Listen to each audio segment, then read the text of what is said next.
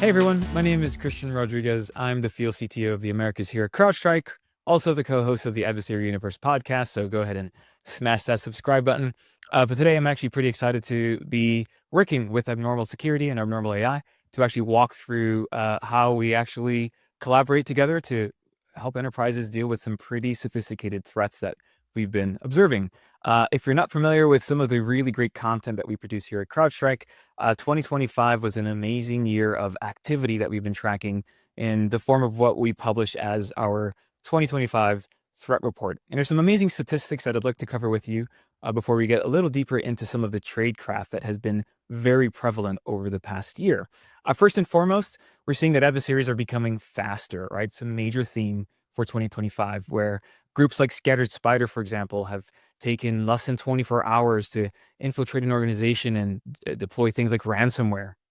We've seen that adversaries are becoming very stealthy, where 81% of the attacks we've been observing don't necessarily use malware. They're basically hands-on keyboard activity where once an adversary has access to a system or multiple systems, the likelihood of them dropping malware is very, very low because it's noisy. And so why not take advantage of the tools that are inherent to the operating system to turn on the respective victims?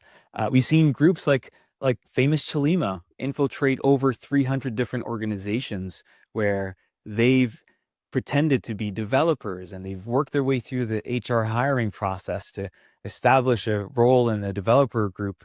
And they've either embedded malware in the software that they're designing, or they're basically using the funds from their job to funnel into like the North Korean weapons program.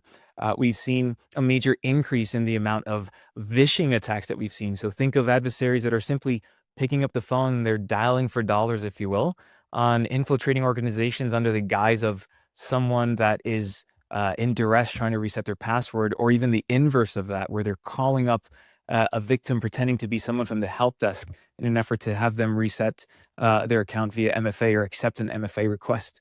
And so the adversaries have been getting bolder, and the adversaries have been very sophisticated in terms of their knowledge of understanding your infrastructure and how widespread and disparate the systems that you manage are day to day, including cloud, where there's over 130% increase in cloud intrusions, which is a massive surge in activity that is really tied to just the amount of organizations that are moving their applications and their services into the cloud, where that footprint of cloud services that are exposed by any enterprise that is adopting and moving their services into name the CSP vendor, right? Adversaries understand that, they understand the impact, and because of that, that is driving this major surge that we're seeing.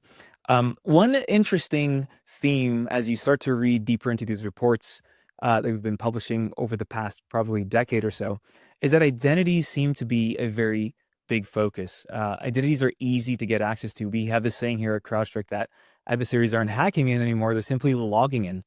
And that means that adversaries are, again, taking advantage of things like those help desk calls, right? If you can use an identity to get into someone's environment and you don't have to drop a piece of malware, that identity can be used to further their activity or further their tradecraft into other systems that allow that authentication. The other side of that is also understanding the authorization of what does this account have access to do once they're successfully authenticated. So think about the applications that are tied to that account or that ID or that user, and what is that role, and what do they have access to in terms of resources.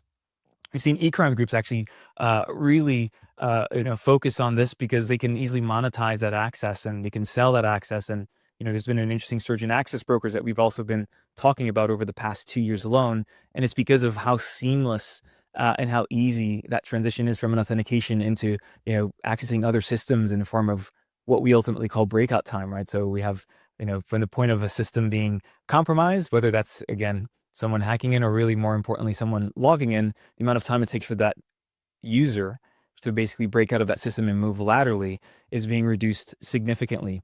And so this has led to groups becoming sophisticated and intricate, and rather having an intricate understanding of what an MFA environment looks like.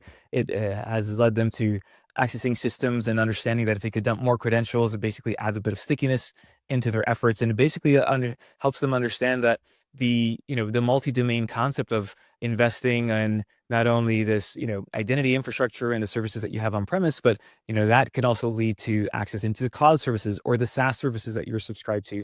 And so your targets these days have been evolved from more than just a physical workstation. We're talking about virtual systems. We're talking about ephemeral workloads. We're talking about anything that you can spin up in the cloud that is backed by some type of cloud control plane. Those are basically easily targeted by an adversary that is solely using identities as an effort to get into your systems, be very pervasive, be very persistent, and ultimately be very successful.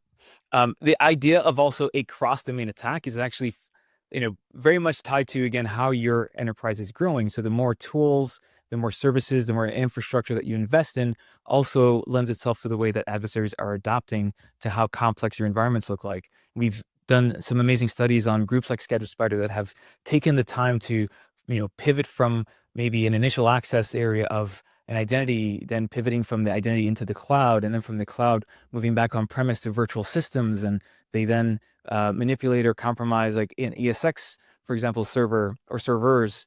And then from there, pivot into areas that may house sensitive data. That sensitive data could be on premise or maybe even in the cloud. And they'll use the control plane as almost their own C2 communication route. And so the adversaries are very much enterprising with respect to being very efficient and effective at using the resources that are at their disposal. And those resources are essentially, again, the services and the infrastructure that you're investing in. So groups like Operator Panda and groups like Blockade Spider have absolutely, underscored and they exemplify how efficient they are at understanding the complexities and the connections and the relationships between the services that you host on premise versus in the cloud versus the identities that are used across all of these services. And that is actually something that's not slowing down as we get into 2026. I don't think I could finish this presentation without talking about AI, right? This thing's going to take off one day, they say. Weaponized AI is becoming, the next thing that adversaries are absolutely targeting as an extension of the infrastructure that you're invested in. So think of everything I just mentioned with cross-domain attacks and cross-domain visibility. The adversaries understand that within these services that you're spinning up, you're also going to be spinning up a lot more models, right? We've seen e-crime groups leverage models to create, more effective and efficient, phishing attacks. The groups that were historically not great at it, guess what? Everyone has kind of this level playing field right now where AI can enable them to become faster, and AI can help them enumerate systems or file systems faster.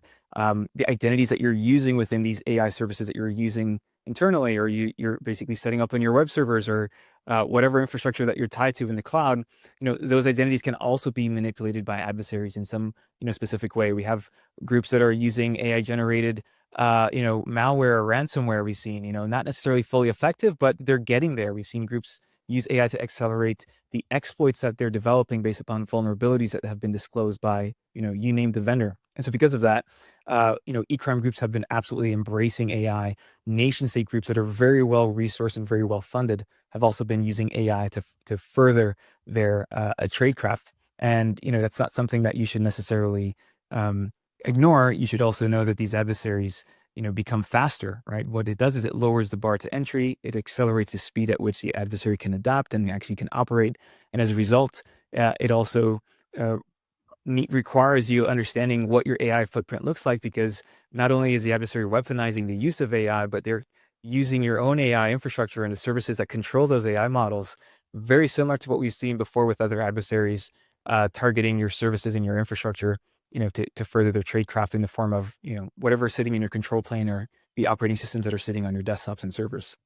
And so, we wanted to emphasize, and, here at CrowdStrike, we put a lot of focus on ensuring that we're helping our customers get their arms around, understanding the models that they're using, because adversaries are targeting models or targeting the packages within these models. They understand that these vulnerabilities exist within these models and they can be easily exploited using everything from, prompt injection techniques, which we have absolutely observed in a variety of cases where they're breaking the models, they're defanging the models, and they're having these models access sensitive data. You're using the models as an exfiltration point. You're asking these models to do things that the models essentially weren't designed to do, but using plenty of different techniques to break the models and defang it and ultimately manipulate the model to do something that's the inverse of its true intention is becoming very, very common. And so there's plenty of ways that we'll talk about later on to summarize this discussion on how we help our customers and how we help enterprises around that. The other side is also understanding where AI models are being used across your SaaS platforms. So think of any of the many SaaS providers that are out there that have an AI model sitting on top of your data. Think of an adversary logging into those systems and you not having visibility into things like entitlements and understanding necessarily or not understanding necessarily, what those AI models are doing with the data that is ultimately sensitive, and how can an adversary manipulate that model on the back end to get access to sensitive data that is ultimately, yours, yet managed by a third party.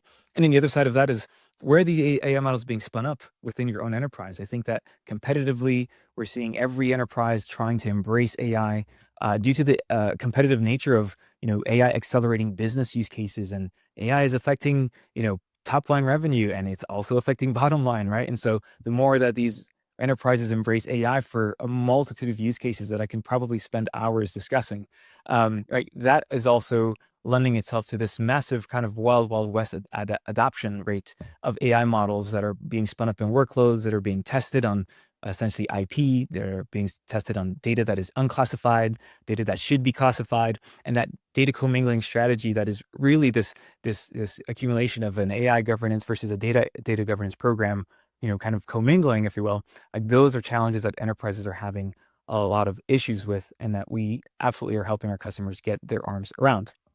And so, this isn't anything new, right? If you think that, the concern of a footprint of risk in the past, 5 years has not necessarily changed. It grows with the way that your business grows. So the more cloud you adopt, the more risk, the more servers you adopt, the more risk, the more workstations. But the same thing applies to AI, right? And so we've had a variety of different surveys that we've conducted, and we've collaborated with third-party companies to get an understanding of what do enterprises really, what are they scared of when it comes to AI? And so one survey had 45% of employees report using an AI model without the knowledge of the employer, right? I personally use my own personal instance of an AI model, which I ask questions around, you name the topic, right? From everything from my kids' homework to ensuring that I'm getting the best deal on uh, a car purchase, for example, right? Do I use it for work? Absolutely not, because we have some regulations and we have governance programs around how those are being used.